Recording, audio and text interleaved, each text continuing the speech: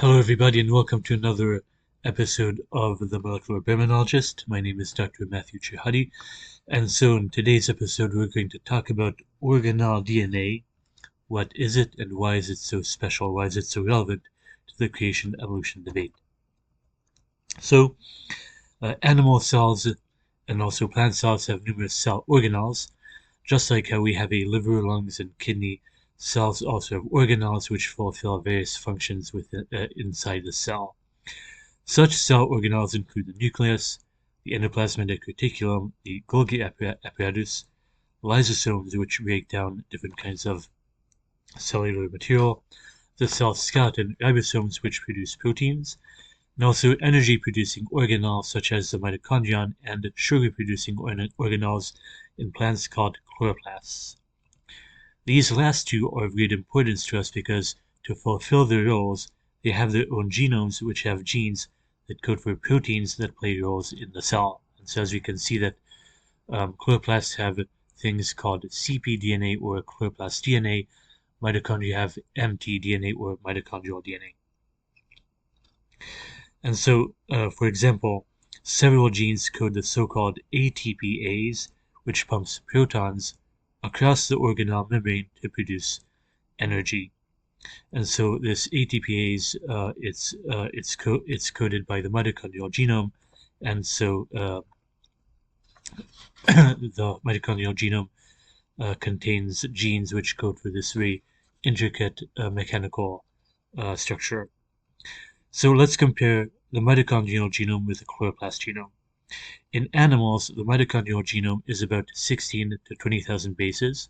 For example, in human, it's 16,569 bases, and it contains 37 protein-coding genes, transfer RNAs, and ribosomal RNA molecules.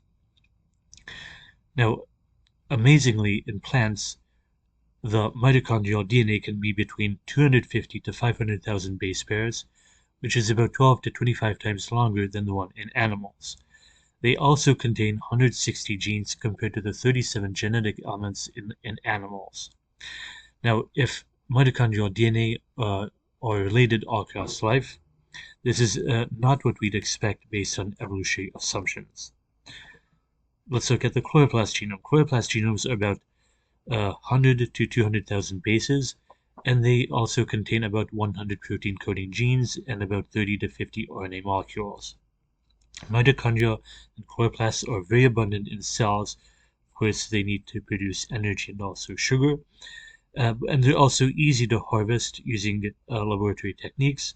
And also, you can sequence them quite easily due to their small size compared to the nuclear genome, which in humans, for example, is 3 billion DNA letters. That's quite a bit of a difference there.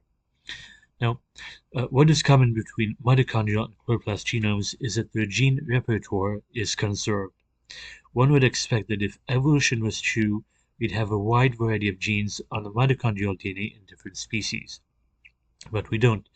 This is a case of genetic conservation or stasis, which completely contradicts ever-changing evolutionary flux. For example, here you can see the mitochondrial genome in Homo sapiens, and also the same molecule, the same genome in Danio rareo, which is the zebrafish. And as you can see that their gene repertoire, their gene inventory is the same. There are 37 genetic elements, and also very interestingly, the order of these genes is also the same in both species. So, in summary and conclusion, we can say that organelles are interesting and they have their own DNA.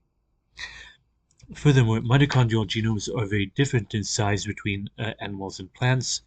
Their size, their structure, and their gene content is simply different between these two major groups of organisms. The gene order is also very highly conserved in mitochondria and plastids, and so conservation means stasis. It means the opposite of change, which is absolutely necessary for evolution. And you can also check out my video on so-called evolutionary conservation, an oxymoron, if there ever was one, because evolution means change, but conservation, the very term, it means stasis or standing still. And so This is a lot of evidence in these interesting organelle genomes, evidence that evolution simply cannot make sense of. Thanks for listening, and God bless you.